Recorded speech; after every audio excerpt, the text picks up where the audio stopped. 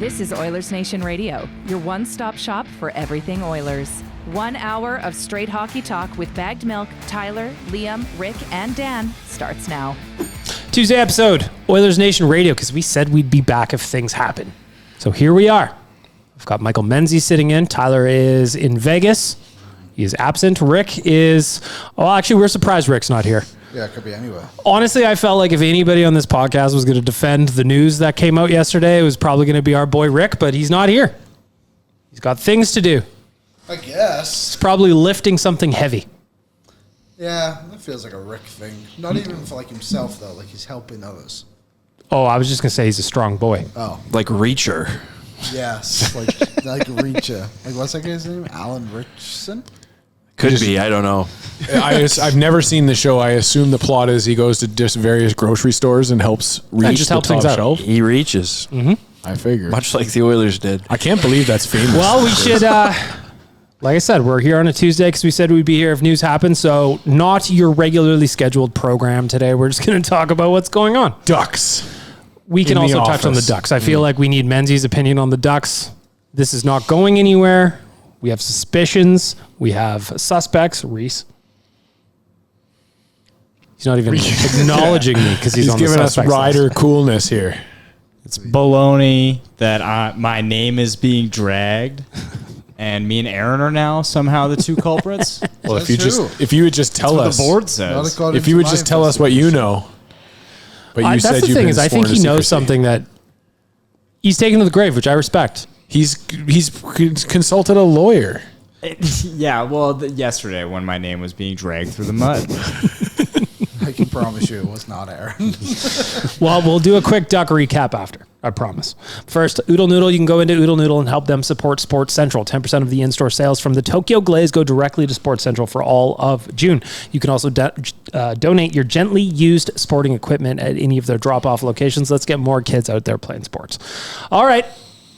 Yesterday, around noonish, Darren Dreger tweeted that the Oilers were in conversations with Mike Babcock to become the next head coach of the Edmonton Oilers. Now, dear listener, you might be asking yourself, Mike Babcock, I remember that name. Why?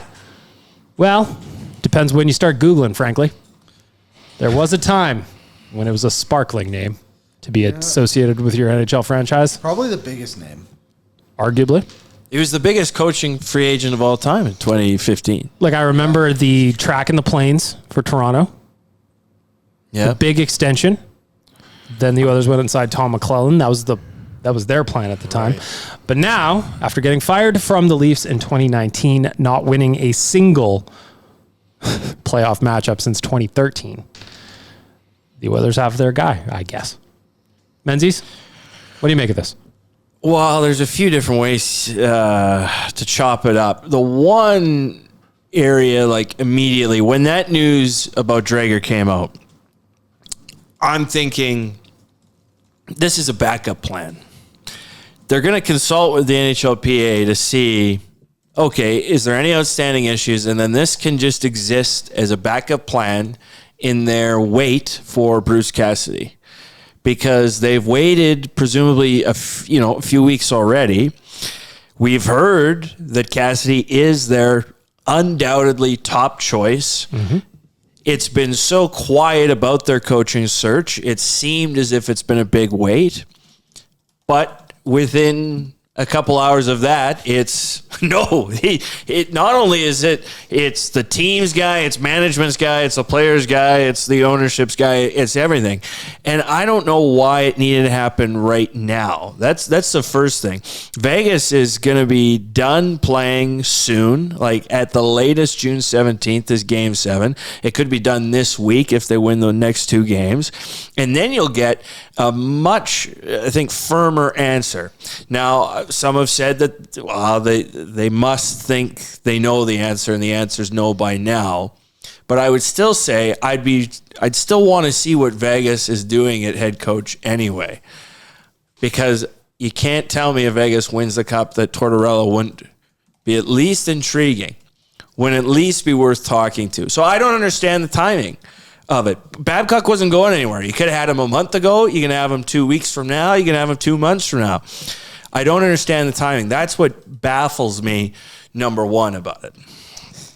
Dan, what do you got? A lot of frustration. I mean, Menzies lays it out really well there.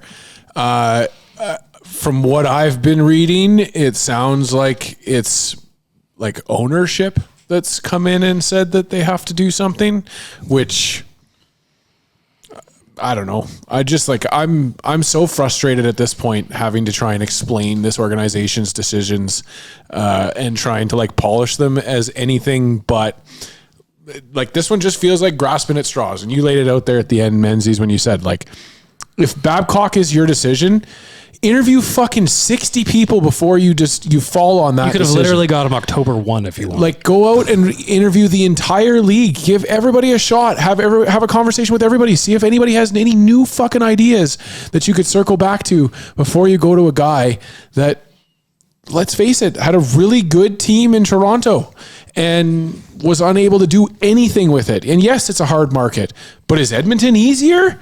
Like, is Edmonton with its Stanley Cup final aspirations going to be easier for you to be able to step in and be able to weather the storm that you're bringing into this team, let alone being able to actually coach and be successful with it? Can I interest you in a quote? Please, I also have quotes. Whose quote do you have?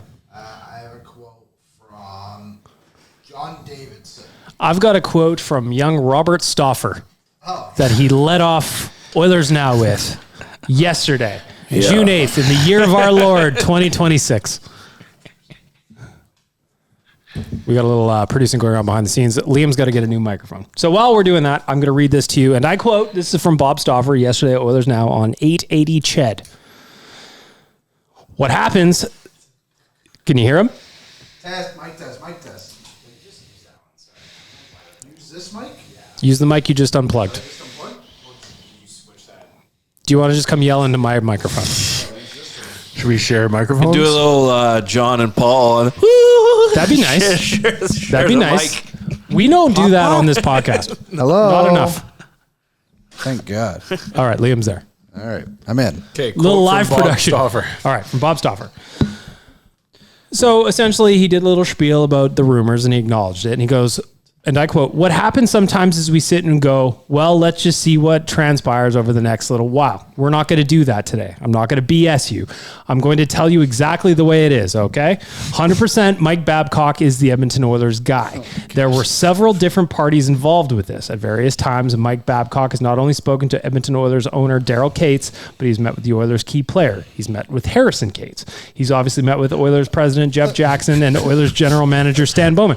I don't know how Harrison got... in there? I don't know why Harrison got dragged in. Harrison, and Harrison kept getting mentioned.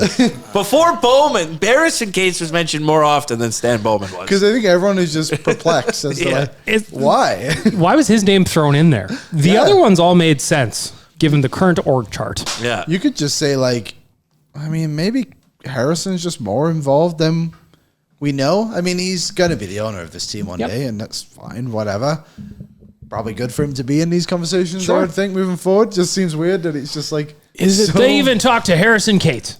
You don't think it's a good thing that the future owner's there? What franchise, I guess, like maybe I'm going to put my foot in my mouth here. A lot of them, and we just don't. No one that's the name of the kid. I think that's where that's where like it's just it's not so much the saying the question of what successful franchise can we point to in recent history where the ownership has like just has their fingers on everything and is making all the changes in the...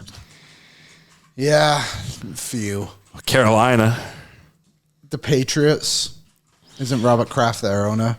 Yeah. Mm-hmm. And he's like very vocal. Yeah, but I that's suppose just like a few. You can. I mean, like, I'm sure there's good and bad. And I think but that's part of the problem is that the Oilers and under Daryl Cates, perhaps maybe that's the answer, view themselves like some omnipotent being that can overcome any hurdle, it's the smartest people in the room, Citro. Yes. Harrison Cates is an alternate governor of OEG. Yeah. Well, and to be fair to Stauffer there, in the quote, he says like he talked to a bunch of people in the organization and Harrison Cates. So it's just like an and, right? And I continue the quote. Oh, yes. We're not done yet. No, we're not done. The Edmonton Oilers are in win now mode. They don't just want to win for one more year. They want to win in perpetuity here over the next several years. And they need to have a coach who has shown the ability to win. Park it, Menzies. And the ability to put structure and process in a team's game, and the ability to have the top players deal with the fact that the best want to be led. Connor McDavid and Leon Draisaitl. Man, my spelling in this article yesterday was not good. Connor McDavid and Leon Draisaitl, they want to win. Now, I take umbrage with the fact that they need to have a coach who has shown the ability to win. Ideally, since Bitcoin was invented. Well, yeah. Well, the last series win for Babcock was before Draisaitl was drafted. Nick Lidstrom was still winning Norris trophies back then, wasn't he? So it's been a minute, and it's been a dozen years and counting. And Babcock hasn't been on an NHL bench since November 2019. And the other angle is like, again, the Stanley Cup ring is real. He's got one. He can put it on whenever he likes. But when you consider the team he was coaching with the 2008 Red Wings. I said on the show today, there's 8 Hall of Famers on that team? Yeah. And, I mean, obviously that's not his fault or anything like that. And it's an amazing accomplishment to win a Stanley Cup. Mm-hmm. And I said on the show, the live show today, I will never discredit anyone who's won a Stanley Cup. Mm-hmm. But I do think that you kind of get to a certain point, especially when you're in Babcock's shoes, and it's like you haven't coached a game since 2020, you haven't won a playoff round since 2013, I think it is. How much weight should that ring hold in 2026? I think pretty little, considering the resume after. And yes, I understand all the Canada stuff that he won, World Cups, World Olympics, all that. It's like, I feel like those might have been easier to lose, to be honest, harder to lose. You know what I mean? Yeah, and that's been said, although who's a better coach in today's game than John Cooper? But he didn't win that. Right. Honestly, I mean, statistically, yes, John Cooper is, but because he won the Jack Adams. But I just think that, like, it's just a different game. Like, I don't think Mike Sullivan's a better head coach than John Cooper just because he won an Olympic medal, a better Olympic medal. You know what I mean? And more Stanley Cups than Mike Babcock. Yeah. They both do. Yeah. Because, well, Cooper Sullivan's got 2. And so does Cooper. Right. I just think I'd love to know the short list. And, like, we never got much release on, like, this guy they interviewed, this guy they interviewed. Like, but, like, as soon as they put themselves in the corner of, like, we're only going to talk to guys who have won the Stanley Cups. So you are just talking to, like, 4 or 5 guys, which I just don't understand why. Like, the experience thing, I totally understand that. You want a guy, been around the block, you don't want a first-time coach. That's fair. Understandable. I would agree. The others are not in that spot. But the list is what? We've gone over it so many times on the show already, but it's Cassidy they weren't allowed to talk to. Mm-hmm. Laviolette, who they did speak to. Berube they spoke to. Babcock they spoke to. The only other guys available, there's 2 guys who have won the Stanley Cup in the last however long. Dan Bilesma, there's no way they talk to him. And the other one is Claude Julien. You don't think Stan Bowman was like, hey, Dad, you want to come back and coach? You got, 9 cups? Honestly, if they made it as far down the list as Babcock, they might have spoke to Bilesma and Scotty and Mike Keenan. He's still coaching. Keenan. Well, it's funny. I just picked up Keenan's book from, like, Value Village. So upon this Babcock news, I was gonna peer over and see what's in the Keenan files, because Babcock is, like, similar-ish to Keenan in that in the sense of how he treats people, certain players on the teams, and that's what makes everybody bristle about this, is because it's not like it was a one-off occasion with Babcock that he called Johan Franzen a fat pig. There was several occasions and several players upon each stop in the NHL. And when Babcock got his second chance in Columbus, it ended just as quickly as it all began. Before it even started. His third chance. Right. Yeah. Right. So, I mean, you can rattle off the chances and where they're at with Babcock. So I can understand why a lot of people are very, very against it. To what you're speaking about, and that the list, right? The Oilers, Bowman said we're gonna cast a wide search here, but no one believed it. And as fans and onlookers of the team, we were all led to believe that, like, Cassidy was the guy. Yeah. And I thought they were willing to wait and get an answer because there was a little bit of leeway in what Bill Daly was talking about last week. And force Kelly McCrimmon to say finally no. Mm-hmm. And then, okay, what are you going to do with Tortorella? That's what bothers me about the timing of this, is that you've gone 80% of the way there. You know, I was at a merge at U of A like last week, and it was like a 14-hour wait to see a doctor. There were times I thought about leaving, 6 hours in, 8 hours in, 10 hours. But I stayed that long, so I'm like, well, I can't leave now.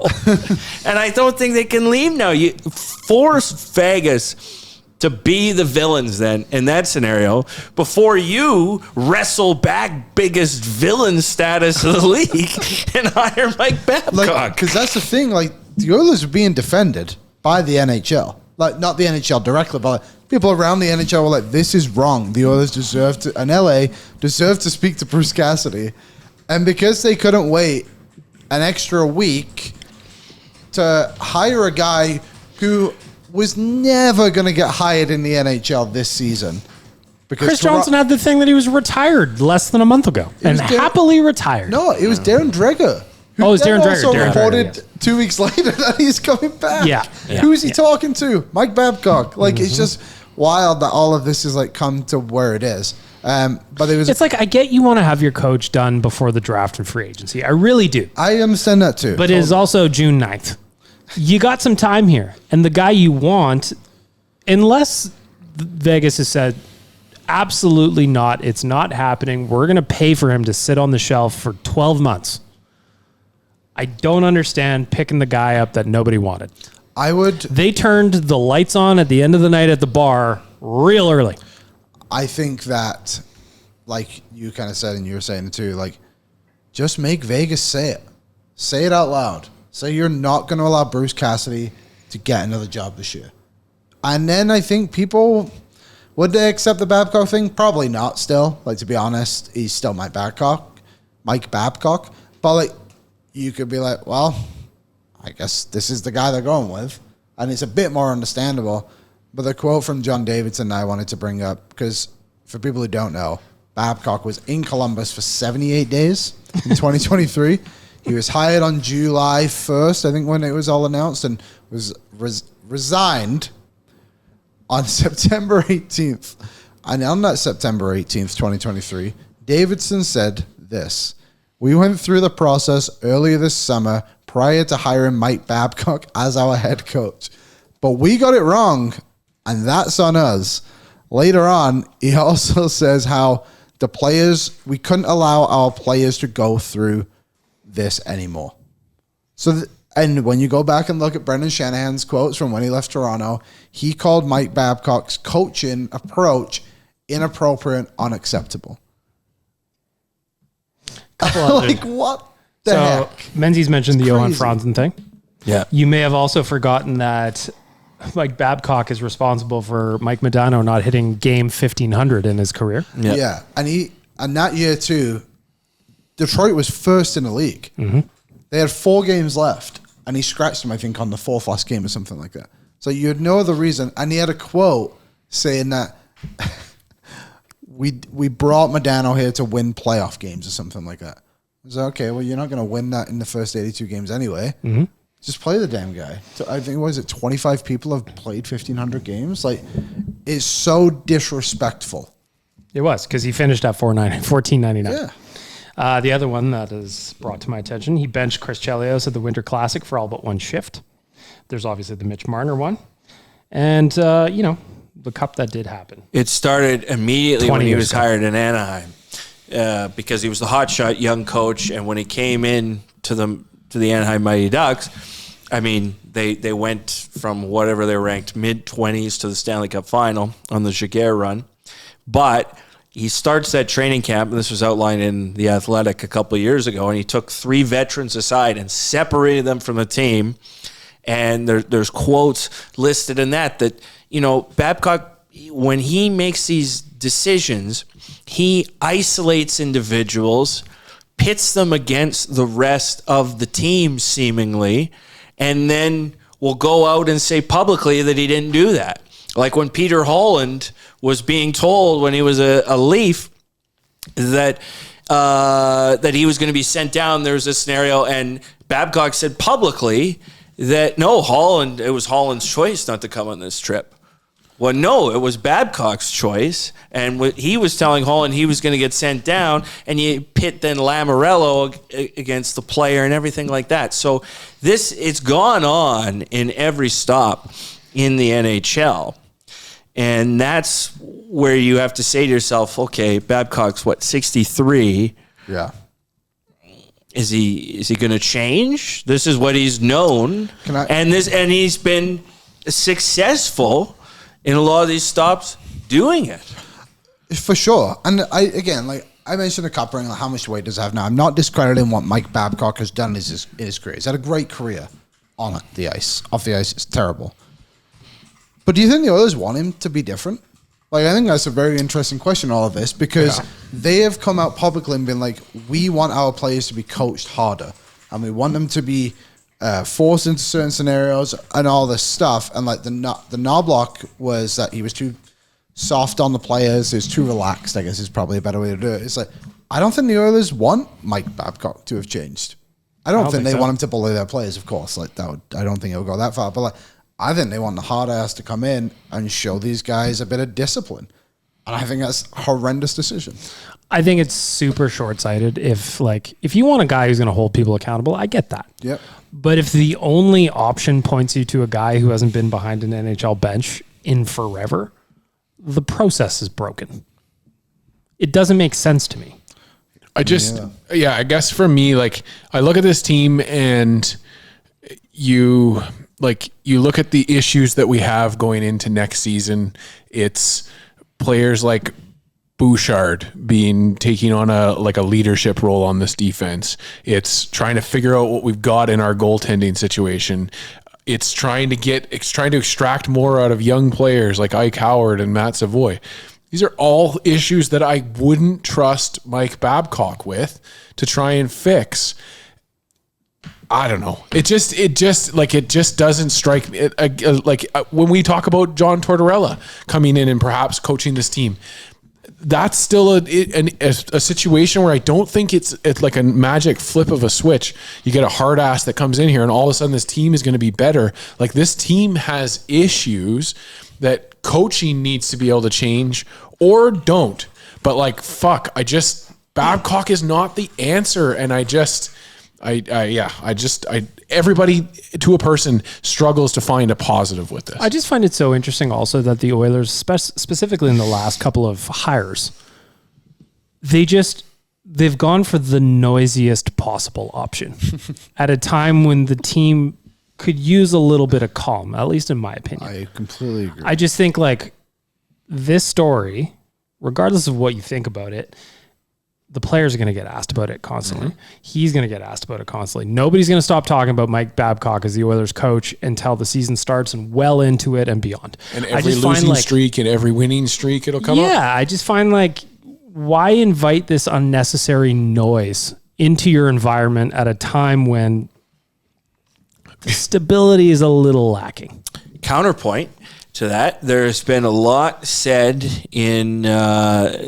the first round loss to Anaheim about how, people want the Oilers to get a bit more ruthless. Hey, no more fun and games, best buddies with Darnell Nurse. If it's time to move on, then they need to be ruthless with that. It needs to all matter about winning and winning alone.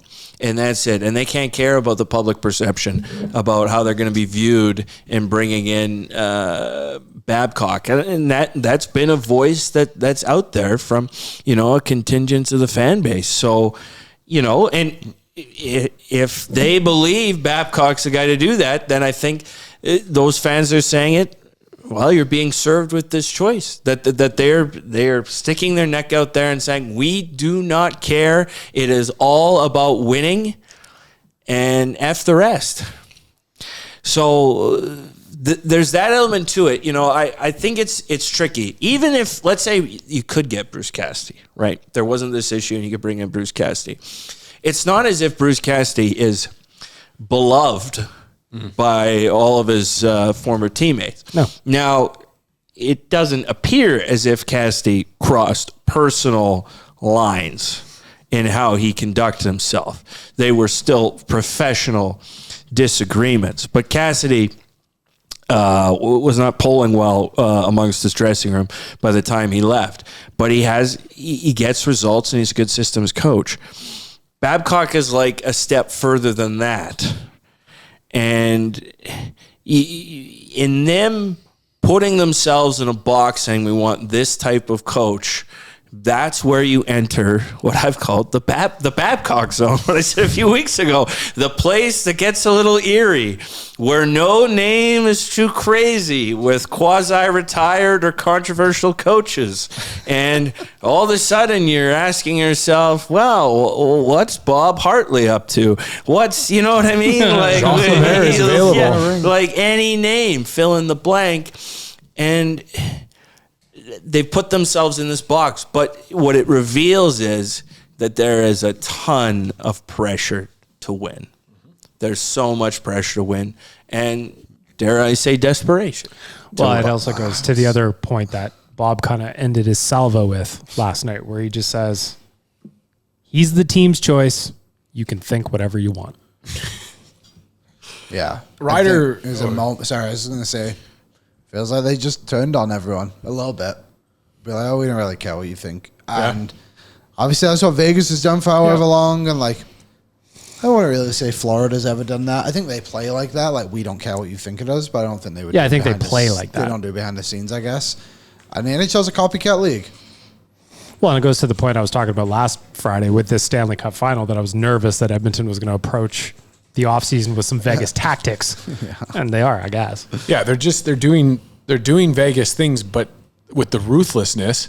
But the problem, the difference, in my opinion, as a fan watching it, is that Vegas's challenges or changes are always calculated, and they always have like the next step kind of position for that. Like Bruce Cassidy. Here's the thing: here's a guy where every team supposedly wants to talk to him now. He's a free agent, yet they were able to cut him 12 games before the playoffs started, and they're now in the Cup Finals. So like. Yeah. And that is a consequence, it seems, of when they fired DeBoer and what they put, the language that might be in Cassidy's contract that makes it different from other coaching contracts, because it sounded as if when Vegas lost to Peter DeBoer the next season, they're thinking, well, why the hell are we losing to a guy that we could have had under contract and he would have never been in this scenario? Yeah, especially if your owner doesn't care about spending that $3, $4, or $5 million, whatever it is. Right. And so they always have those similarities with Vegas where, okay, we will spend the money to win. Yeah. We want to, but is ownership just too involved? Harrison Cates, hey, he was in the meeting. Don't put in the paper he wasn't in the meeting. He was. And you would have heard Harrison Cates' name more than Stan Bowman's name. Yeah. It's always been lumped as, well, the management. Daryl and Harrison met. The players met. Management met. Yep. I think you said something interesting of like the pressure and the desperation the Oilers find themselves under. They did it to themselves. Of course, all of this is they did this themselves. No one's put that pressure on them but themselves. And I understand the McDavid stuff, but like, this feels like the franchise is going to explode if they don't win a Stanley Cup this season. It's almost like do or literally die. It's like they'll be gone. If McDavid leaves, it's like, oh my God, what do we do now? And it's like, I understand that pressure, but like, you need to relax a little bit here. Well, I don't think that there's any coincidence that this all came out yesterday, and then this morning on Sportsnet 590, Bob's quote was, and I quote, "I don't think there's anybody more committed to Edmonton than Connor McDavid and Leon Draisaitl. I expect that next extension to be a 7-year extension." Yeah. I inhaled that copium real deep. So it's just like, come on. Like, there's no way he just happens to book himself on this show the next day and says this. It's crazy. It's a full court press. It really is. But to your point, so Babcock's meeting with everyone, right?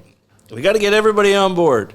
But, now the decision, there's some ownership there with McDavid and presumably Draisaitl. And I have to think Hyman, because the Hymans have a relationship with the Babcocks. They're, the Brantford Bulldogs just hired Mike III to be their coach.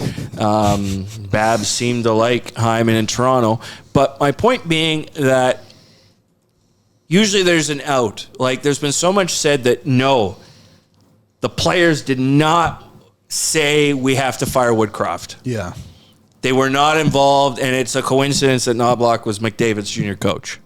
That was not, McDavid playing general manager and owner. But here, they are involved, and that stakes some of their reputation in this as well. Because internally, if there's a scenario, a Babcockian scenario, where Isaac Howard has to do something unusual for a rookie that pits him against the rest of the team, or Vasily Podkolzin gets called a name, or Draisaitl misses a milestone or something for made-up reasons, that people are going to look around perhaps in the dressing room and say, wait, my captain, my assistant, they wanted this guy here. Why is this guy here? You know what I mean? 100%. I think the players' angle on this is very interesting, the way the stories come across, because how is this framed to them? Like, is this kind of being pinned on them a little bit? Like, how much of a conversation were they actually involved in?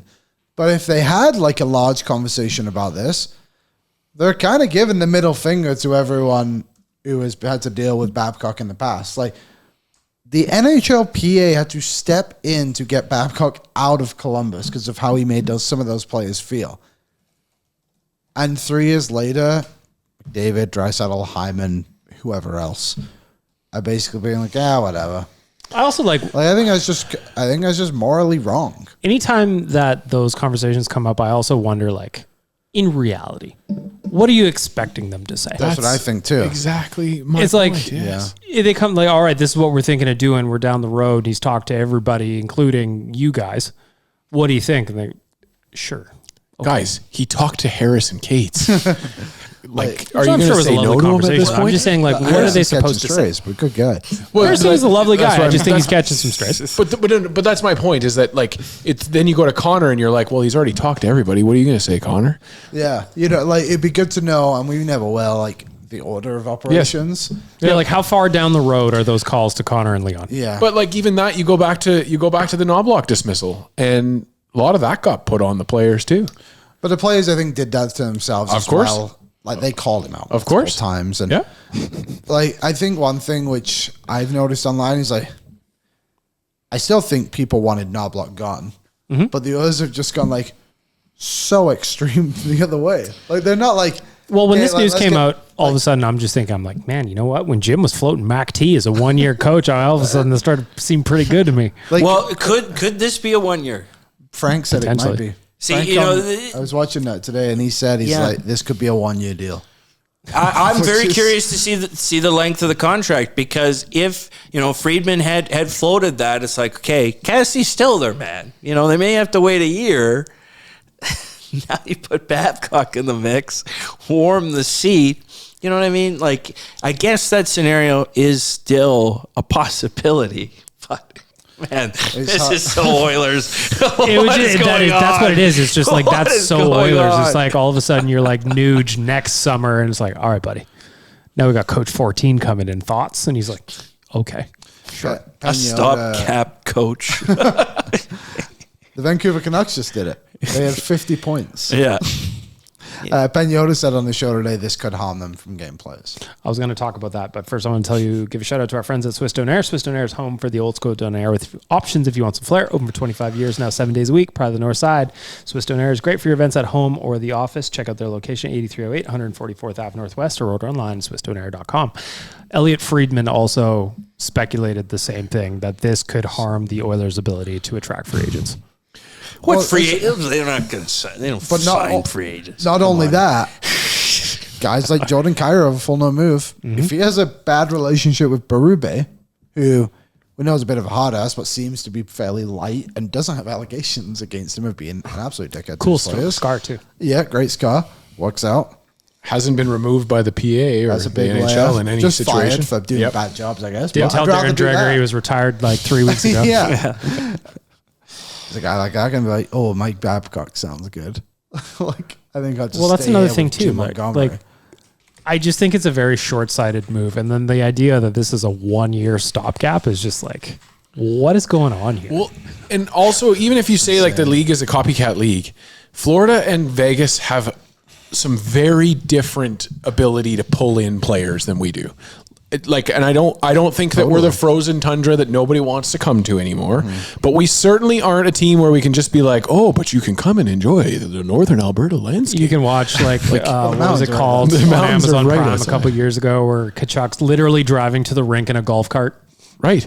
Like it's just, you can't compete with that kind of stuff. And so Vegas can fall back on the fact that, yeah, sure, we're heartless. Yeah, we're ruthless, but we win and it's really fun to be a part of it. And you get to live in Las Vegas.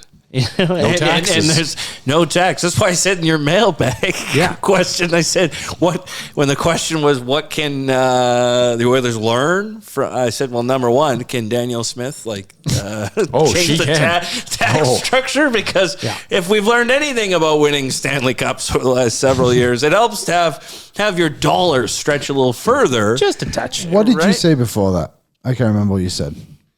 Rewind Before the tape. tax. Oh, just the Vegas and Floridas of the What world. about before that? Okay. Free agents, the ability to attract free agents. That we would like to copycat them. It's a copycat league. It's not a frozen tundra. But we don't. We're not a frozen that was tundra. it. Frozen tundra. There you go. Frank Servali said today he believes this is the first time in however long, I can't remember exactly, that he believes Edmonton will not be regarded as a destination in the NHL if they hire Mike Babcock. Yeah, and I totally buy what he's selling. Yeah, I agree. I completely agree. And I think what he means by that is not necessarily like no one's ever going to come here, because obviously players will still come. Mm-hmm. But like, I feel like over the past few years, it's been easier to be like, hey, Roslovic, do you want to come try a 1-year deal in Edmonton? Victor Arvidsson. Arvidsson, Skinner. You can say if they worked out, no, that's up to you. We all know the ending. But like, they were able to get those guys. They got Hyman. They got Ekholm to re-sign, Wallman re-sign. Like, a lot of guys have stayed. Is that going to be the case if this goes sour? I mean, obviously, we all want this to go well. We all want the Edmonton Oilers to have success and win Stanley Cups, yada, yada, yada. But I wish they would just do it Just be normal. morally. Just be normal for once. Like, I think anybody that's sitting here, the 5 of us with Reese on the board, like, we would all love to be wrong a year from now. My God. 100%. Babcock was great. I'm not even sure I hate it. Can I say that? Okay, I'm go ahead. not- like Monster. You when I was monster. writing all this in a column last night, it's like, okay, so let's say you can't get Cassidy. Laviolette's off the board. Of any Nolan. name you can conjure, Ted Nolan. who is your name? Well, you go from a knob to a cock. Maybe the hitch is in there. 2 hitches? Yeah.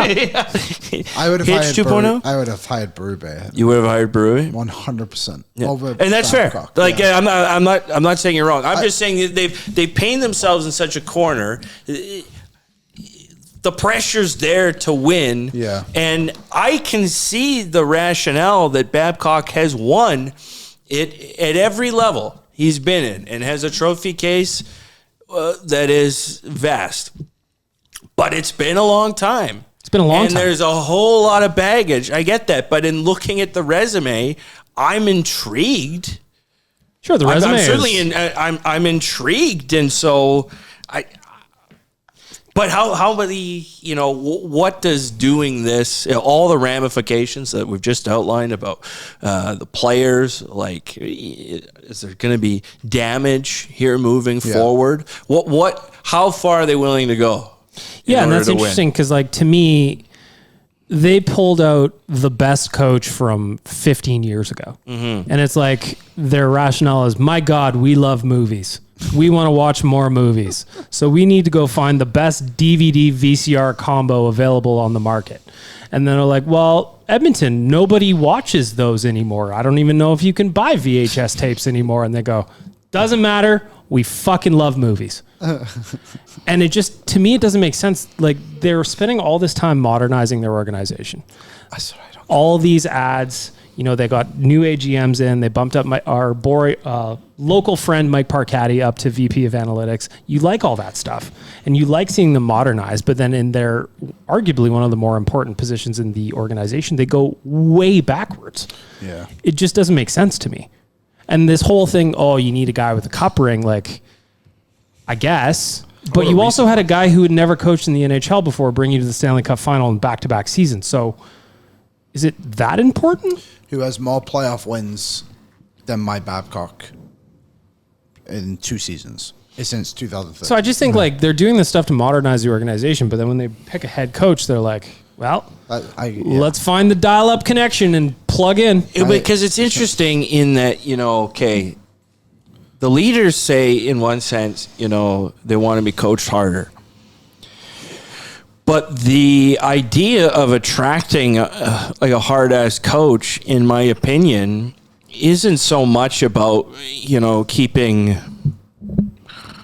Josh Szymanski in line and doing his job and like the mid-tier, the bottom tier. It's, in theory, to have the top players shut up and listen. At some point, you know what I mean? Yeah. Because then they'll say, well, where does the buck stop? Well, I've won it, and okay, we're all on this together. You know what I mean? So I'm with you. That's what's kind of this, how janky the whole process is like, okay, the leaders have to agree to it.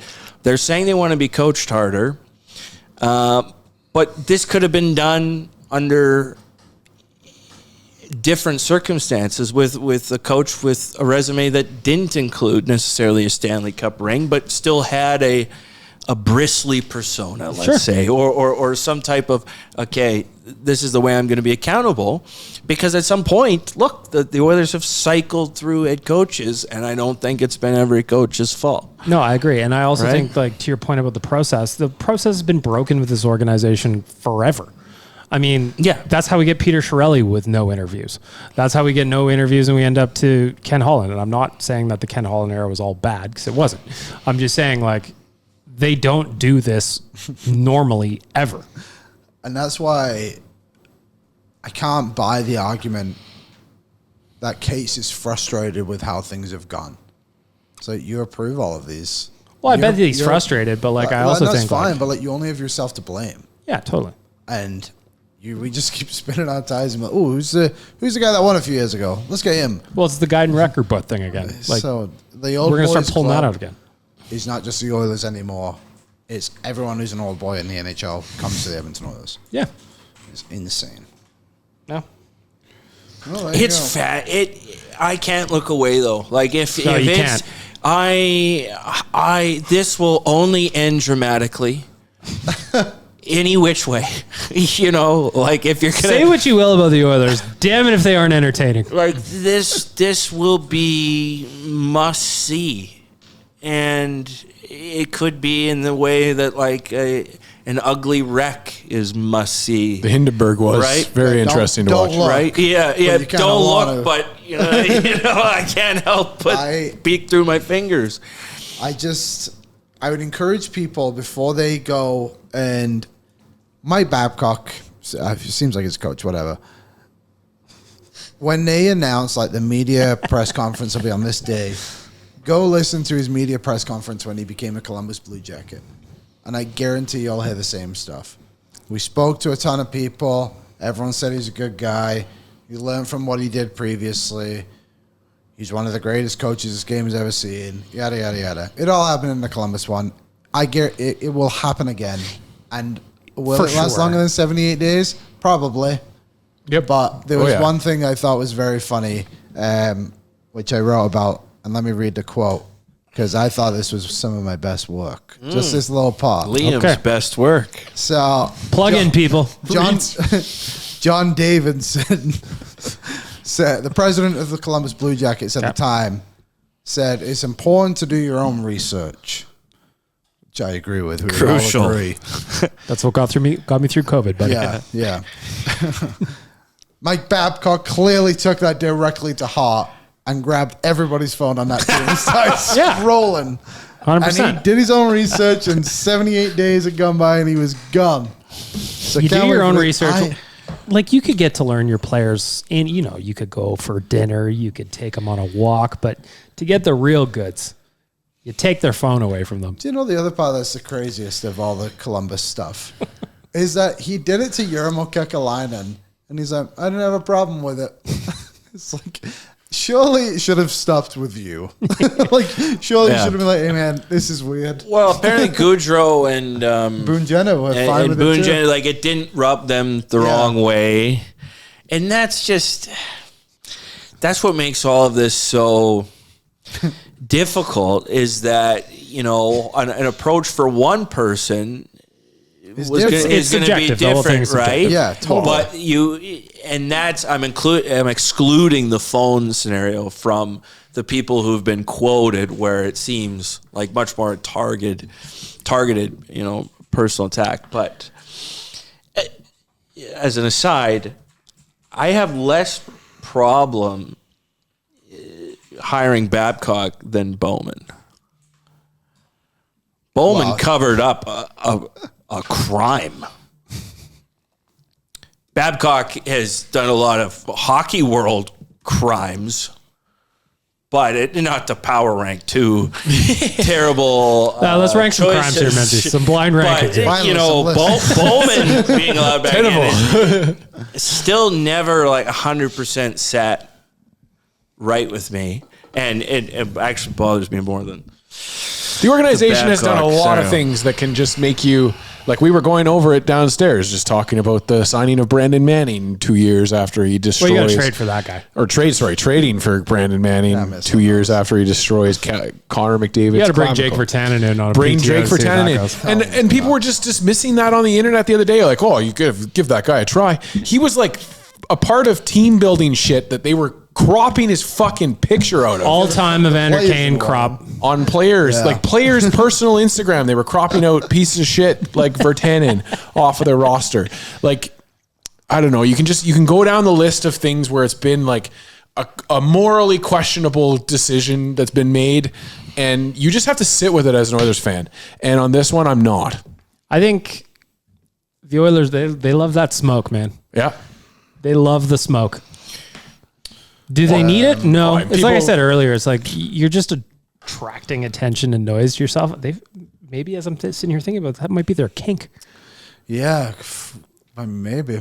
I love We've all Oilers got fans. one. Bringing up. Reese, what's yours? Go ahead, Reese. Watching the Oilers suffer. Yeah, that's all of mine. Yeah, too. that's a good one. Kevin Weeks just tweeted out the goalposts. I don't know. It could be covered. Some people in the comments just like, Kosa. Like goalie goalposts. Well, there was that rumor that red kicked ones. off. All right, so let's get off. Any final thoughts on Babcock? We'll just rip through some other stuff. I would not be surprised if the Edmonton Oilers had a really good season with Mike Babcock. I wouldn't be surprised if they had a really good season regardless of who was coaching. Well, for sure. But like I do think there's a path to success. You working on an impression or what? I used to do one, and I haven't grinded the tape. But this is, in terms of Menzies doing impressions of the Oilers head coach, this was the best case scenario. Well, I feel like it's right in your wheelhouse. Yeah. Like He's got that low, it's doable. gruff delivery. Yeah, because you kind of got to cover, like. Well, he mixes in the, got a firm hand on the rudder. I was talking to Blash, because Babcock will refer to himself as Mike Babcock. Well, you got it. Like when the thing happened with Mitch Marner, he's Mitch Marner's been a good player for Mike Babcock. Yeah. I love when people talk in the third person. This is the best. Reese, pick that up. Write that down. Dan loves when people talk about See? Dan It too. works 100% of the time. Check out Bet365's 3-goal early payout. When your team goes up 3, you can get paid. It's just that simple. Download the app today. Must be 19 years old or older. Please play responsibly. May as well look at the hockey game tonight. Game 4, Stanley Cup Finals. Go subscribe to Daily Faceoff's YouTube channel. Tyler's down there right now. Him and Patty Puff doing their thing. Right now, today, as we are speaking on Tuesday afternoon, Vegas is favorited Vegas is favored on the money line at minus 105. The Hurricanes are minus 115. Thoughts on that? Just Vegas currently favored to win. That this series is becoming rapidly like can't miss hockey. I really have enjoyed these. Like that's 3 back-to-back 3-goal comebacks in this Stanley Cup final. Well, no, haven't watched. I was going to say I have is not must watch. I'm, Get in there now. I You just haven't finished- watched, eh? NBA You haven't guy. watched, I just eh? finished season 1 of Euphoria instead. Oh, yeah. Yeah. I'm watching season 3, but on YouTube Shorts.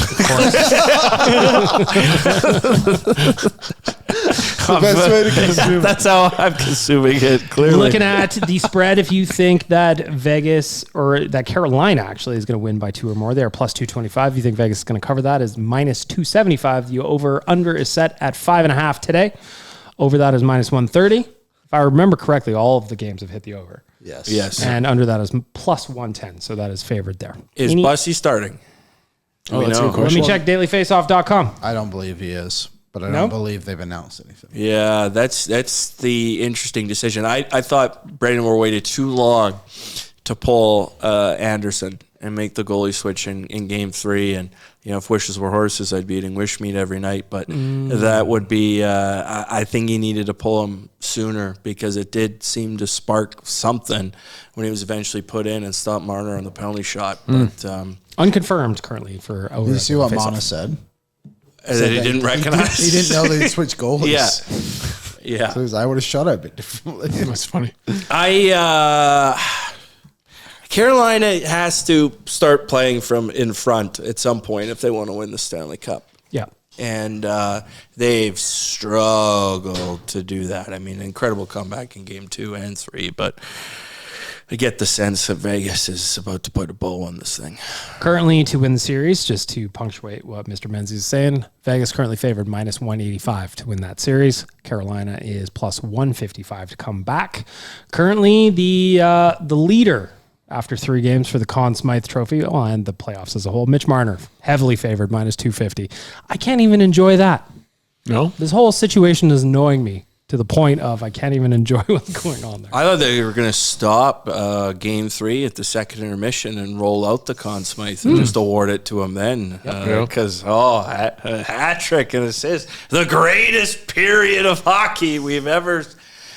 I thought the hyperbole was a really good period by Marner. Don't get me wrong, but It is kind of funny he has as many goals on this current playoff run as he did in his entire playoff career as a Leaf. 70 games as a Leaf in the playoffs. Maybe if Marner scored a couple of goals, Babcock's legacy is a little. Maybe. And there you go. I'm kidding. There's your odds for tonight's game 4. You made Liam walk out. did, on yeah. Liam I can't listen to this. Again, go subscribe to the Daily Face Off YouTube channel. Tyler's going to be doing his thing down there from Vegas. Check out Bet365's 3-goal early payout. When your team goes up by 3, you get paid. Just that simple. Download the app today. Must be 19 years old or older. Please play responsibly. All right. I want to wrap up the podcast real quick with an update on Duckgate. Since we spoke on Friday, came into the office on Monday, large ducks everywhere. Lettered. Now with a letter on their bums. We also had a manifesto, which looked like it was written on a typewriter Yeah. with a handful of letters underlined that's been spelled Wanye, trying to throw us all off the trail. And no one picked it up. No one thought that No was one thought it was Wanye. No. He's not even been here. Arguably one of the last people that works for this company that would spend any time on duck shenanigans is Wanye. Yeah. His project's not related to ducks. Not at all.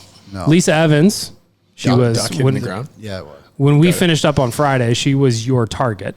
Still is. She now has said she's bringing in a, what are one of those things called? Polygraph. Lie detector. A polygraph test Yeah. to confirm this. Which is hilarious because it's just going to find that it's her. Menzies, what's your take on all this? I think it's marketing in origin.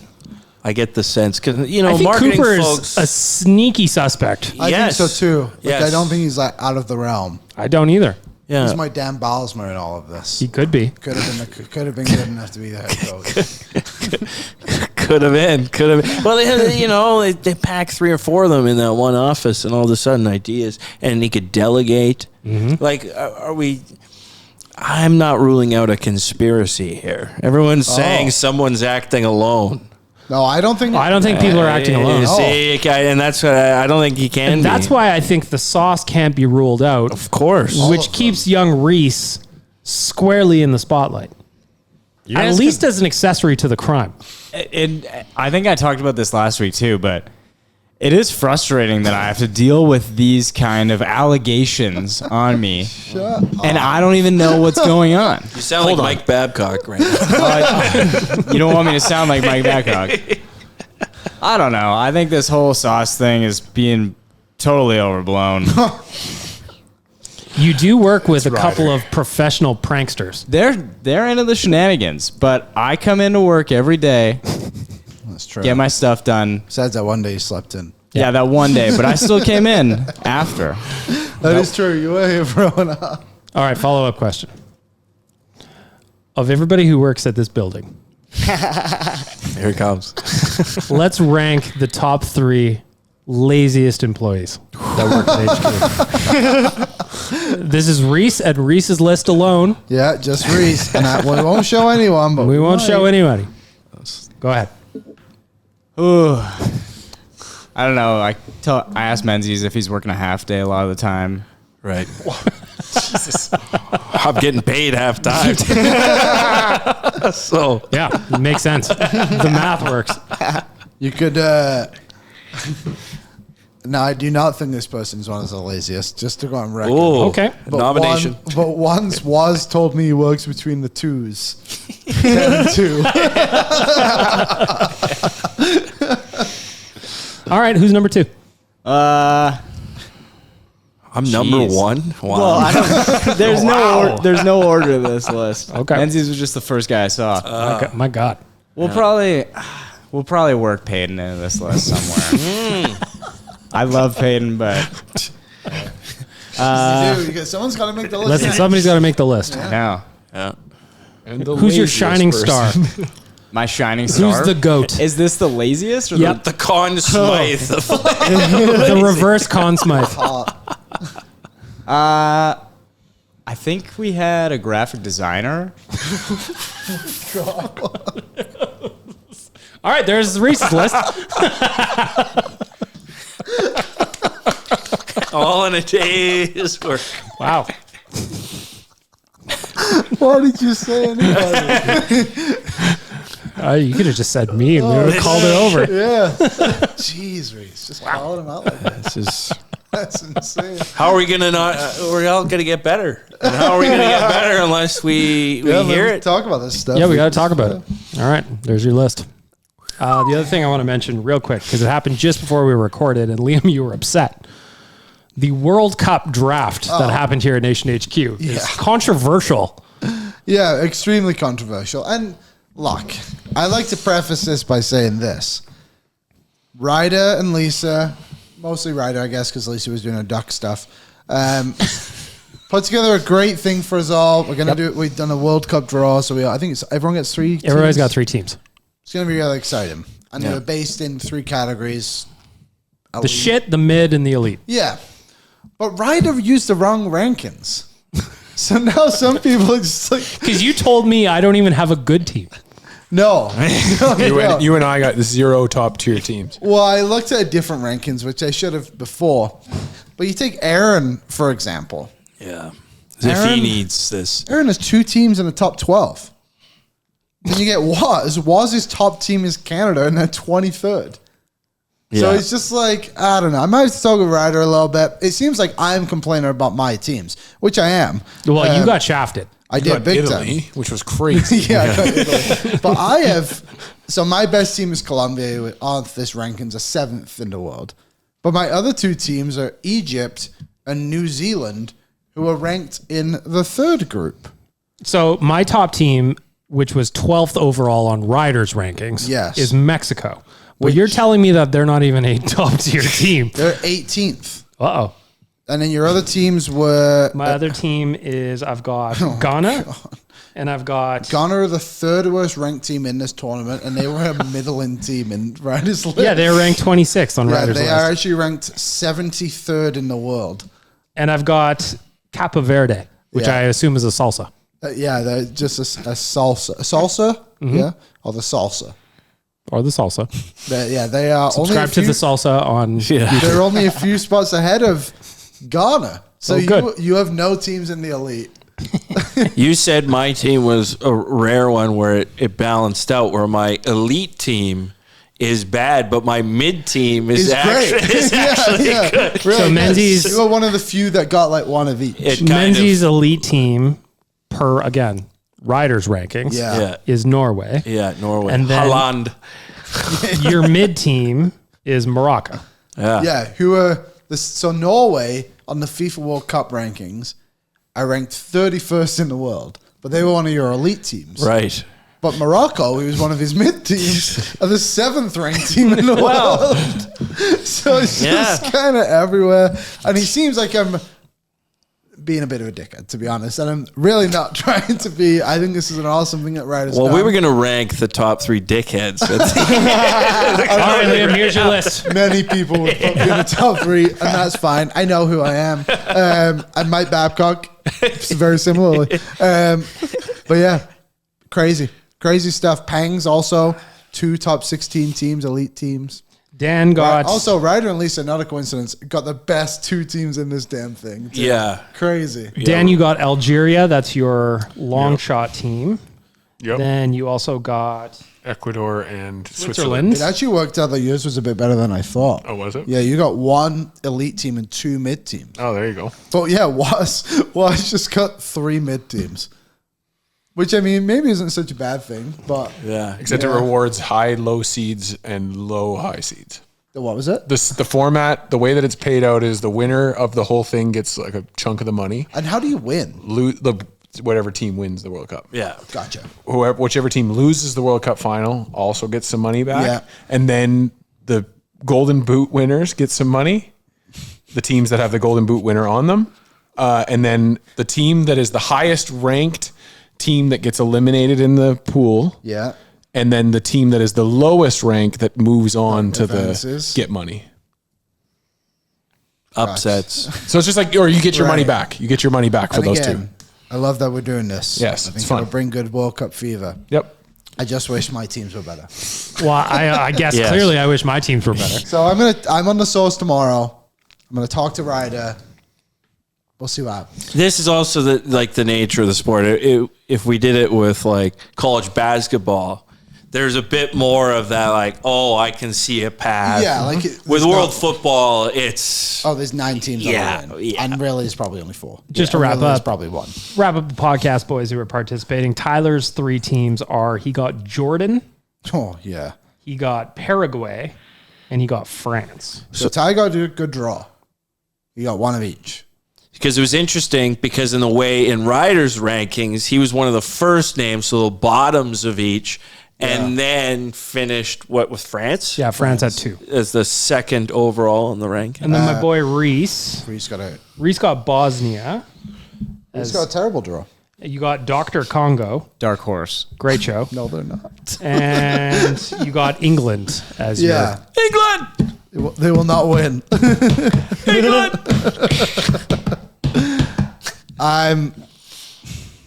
Liam, you got New Zealand. You got the Kiwis. And another. I have a current active bet on Bet365 that is New Zealand to not score a goal at the World Cup. What a great emotional hedge that is for you. And then you've got Egypt. Yeah, that's going to suck. And you got Colombia. And I watched Colombia the other day, barely beat Jordan. So I'm... Michael? Wow. Three sport athlete. Sometimes After talking to Liam here, my lesson that I've learned is I basically made a donation to the pool. I think I've done so too. And I don't like that. I want to win things. Yeah, I want to be known too. as a champion, so that in 20 years the Oilers will hire me, 100%. despite doing nothing between then and now. Just a little gap in the resume. Yeah. We all have them. Yeah. You know? I've been hired for the last 6 years. What? How do you explain this 78-day window here that's on your resume in Columbus? Just visiting Just beautiful family in Ohio. Yeah. Checking out the mobile plans down in Ohio. Ohio State, beautiful campus there. All right, friends. There you go. Bonus episode of Oilers Nation in the books for you today. Any final thoughts before we shut it down, fellas? Mike Babcock, new friend. The Babcock era begins. What if the NHLPA says no? Oh, that'd be awesome. It'd be awesome. It'd be awesome. Hope the Oilers get absolutely roasted. It'd be awesome. I would love to see it. I would also love this signing to get dragged out a little bit for the PVs. Yeah. If Bob could keep saying some fun stuff, Bobby Pageviews, help us out. Elliot did say he doesn't think it's 100% guaranteed. That'd be so great. Man, The money, you mean? No, On the contract? that will be guaranteed. All right. Well, that out of the way, there's only one thing left to do. And since he's a guest on today's show, helping us out, Michael Menzies, will you leave the viewers or the listeners, either way, with some words of hope? One day at a time. And, we make mistakes. Some more than others. Lots of them at times. But, if Mike Babcock is a learned man who studied psychology and taught, then perhaps he's done a lot of reflection. And, hanging out in Saskatchewan, you get some time to reflect. Staring off into the horizon and wondering, is this it for me? Do I have one more run? Can I redeem myself amongst a group that also needs redemption? And so can they create this Avengers team of bad history and needing to win and combine those spirits for greatness? We shall see. Wow. Wow. That was long. Those were plenty of words of hope, friends. Enjoy the rest of your week. We'll be back on Friday. What's up, Nation citizens? If you like that video, then you need to be subscribed to the Oilers Nation YouTube. Podcasts, live shows, exclusive interviews, and analysis. Everything you need from your favorite voices at Oilers Nation. And you don't want to miss any of it, so hammer that subscribe button.